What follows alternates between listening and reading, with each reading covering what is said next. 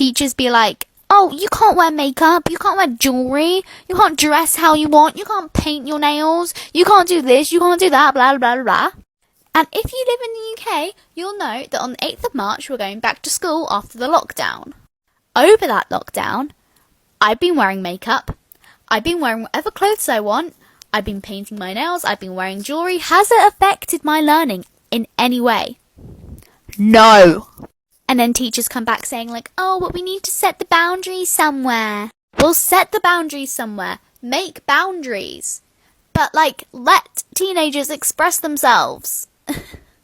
Wearing a necklace will not affect my learning. All of a sudden, oh no, I painted my nails white. Oh my god, all of a sudden, wait, what's 2 plus 2? I don't even know. Let me take the nail polish off.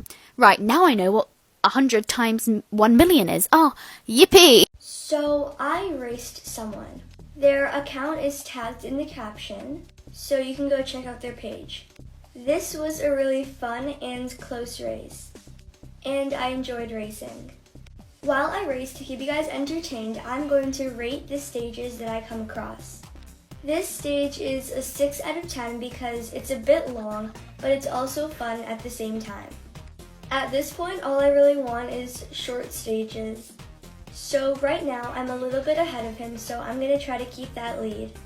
Okay, we got another purple stage. This stage is definitely a 10 out of 10. It's super fun and unique. A purple stage again. This stage is the same reading as the first purple stage. If the next stage is purple, then oh my gosh.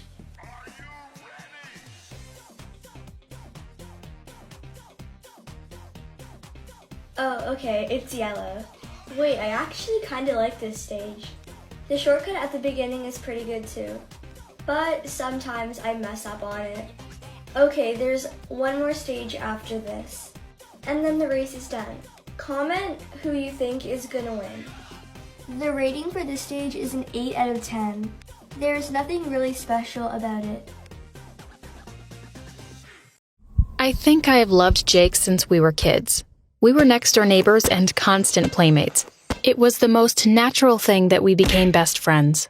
Jake lived with his grandparents. He was always over my house. I think he enjoyed being part of a normal family.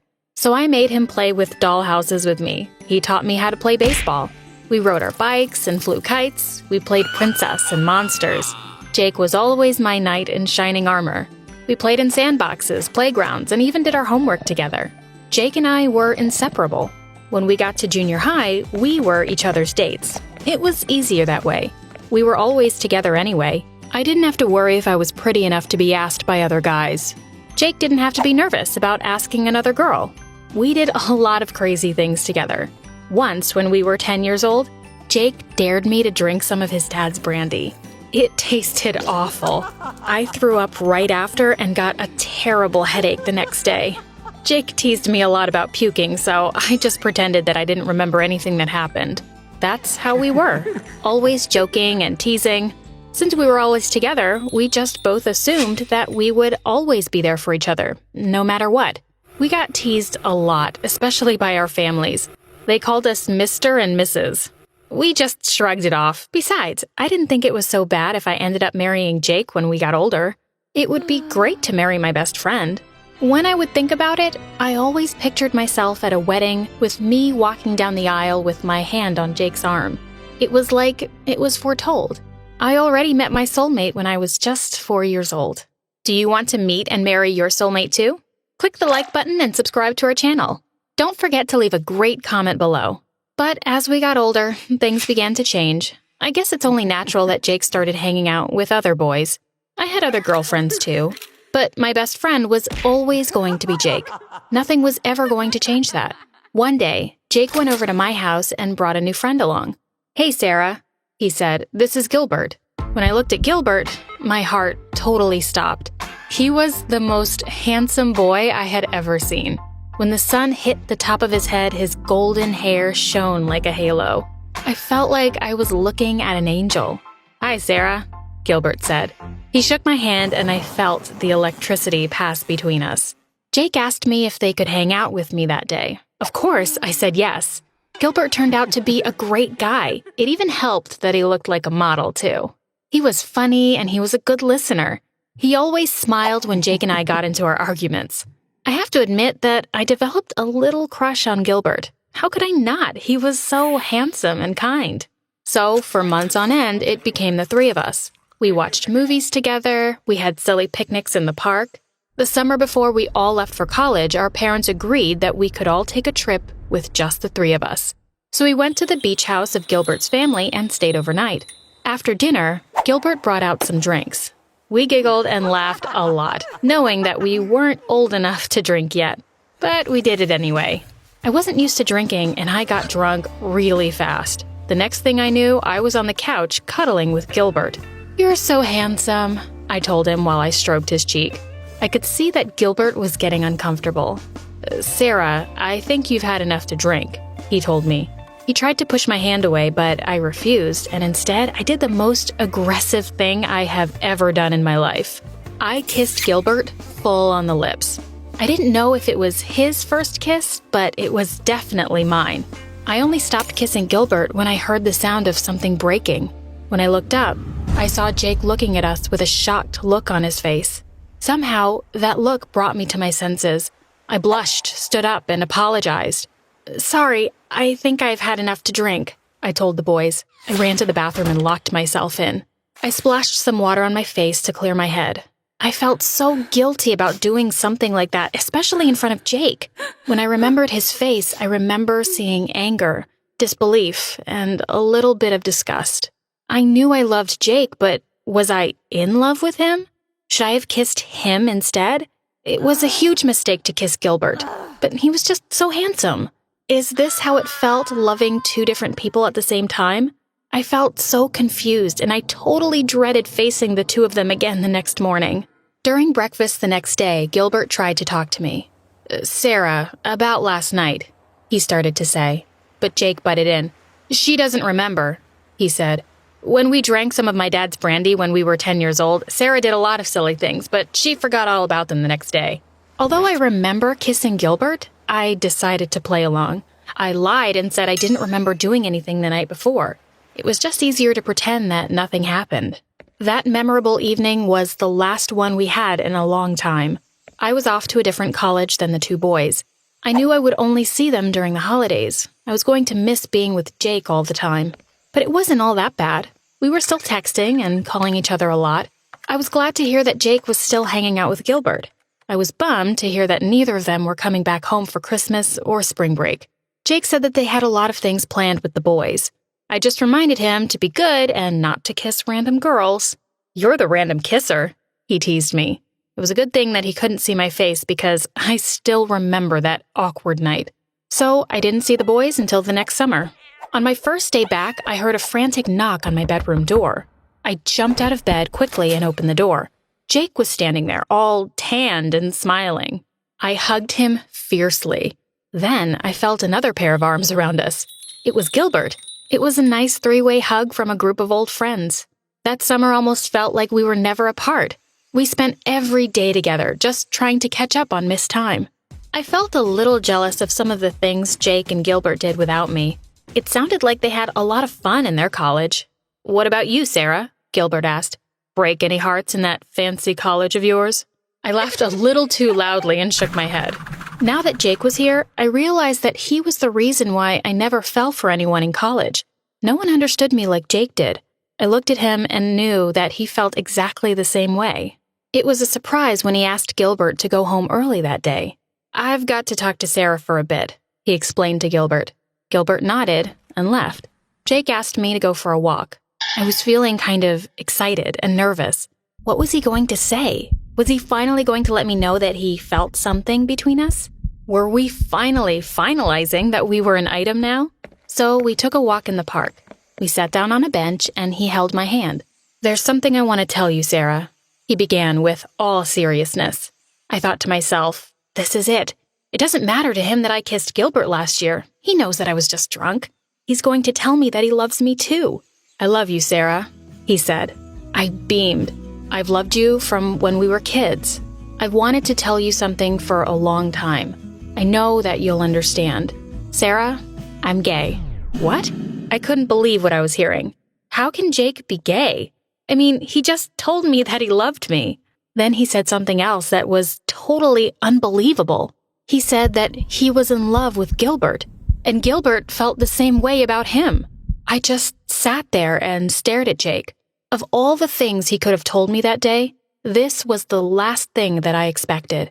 I reminded him that he was upset when I kissed Gilbert. All this time, I thought he was jealous because he was in love with me. Then Jake laughed. "I knew you were just pretending that you forgot about that night," he said. "I was trying to save your dignity. I also know that you kissed Gilbert because he's so handsome. I thought that was the reason I fell for him too, but it's not just his looks. You know how Gilbert is. He's so great." Damn, Jake. He knew me too well.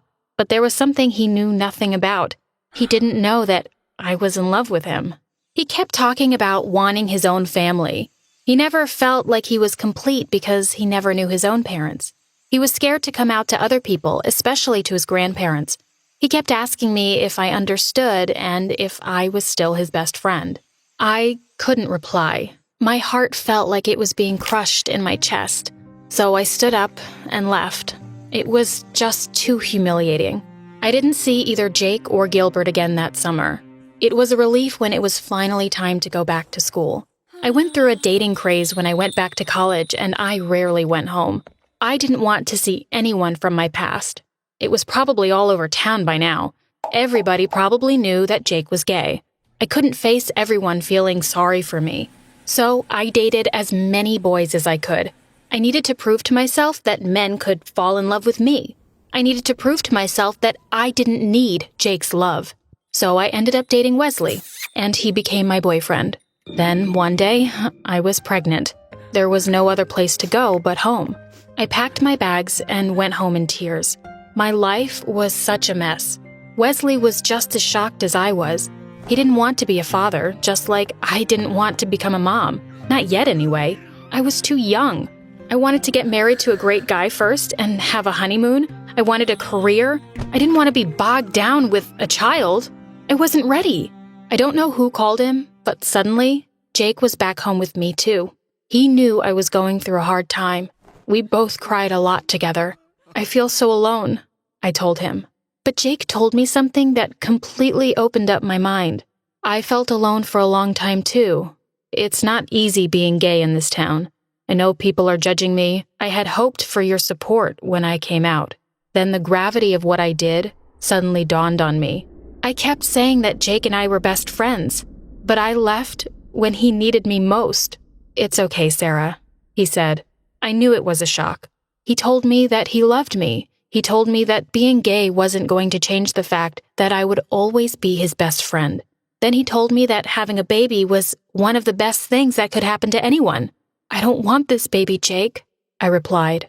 "You can't mean that you want an abortion," Jake asked me with an angry voice. "You can't do that." I sobbed and I nodded. I knew I could never do that. But what else were my options? "You can do this. I'll be with you the whole time. You won't be alone," he said. "This baby is going to be so loved by everyone." He begged me not to give the baby away. He reminded me that he grew up without parents. I nodded and agreed. I could be a mother to this baby if I wanted to. After a couple of weeks, I started to feel better with Jake by my side. He was my rock. I got my strength from him. Then one day, he told me some more news. He and Gilbert decided to get married. I must have cried buckets of tears that day. I was so happy for him.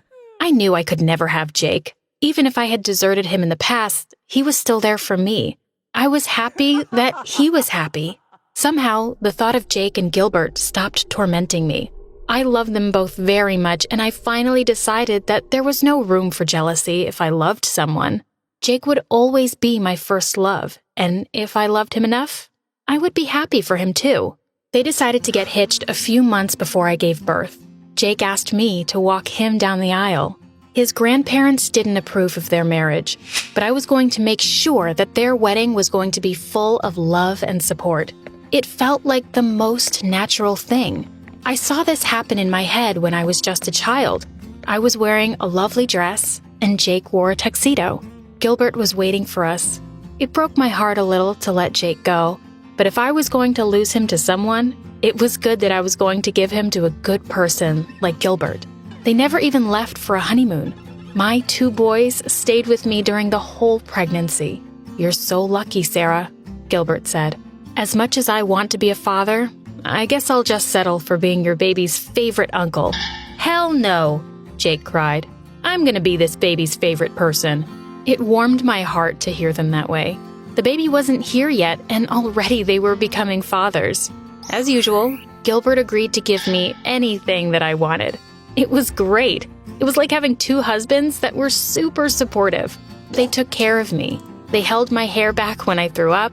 They rubbed lotion on my growing belly so I wouldn't get stretch marks. They even went out in the middle of the night when I wanted to eat some pickles. When I went into labor, I was brave enough to endure the pain. I was going to give this baby the best life it could ever have. So I gave birth to a beautiful baby girl. I waited to feel my motherly instincts kick in. I looked at my baby and wondered if I could do the thing that I knew I had to do. When Jake and Gilbert arrived to visit, I saw them hold the baby in their arms. They looked like a perfect family. I'm finally giving you a wedding gift. Sorry it took so long, I told my boys. You're holding her in your arms. Then I handed Gilbert a stack of papers. It was for my baby's adoption. I was giving up my rights as a mother. I was giving them my baby. Of all the years I've known Jake, I've never seen him cry until that day. And I never really realized just how much I loved him. I loved all 3 of them. I was giving my baby to the best parents in the world.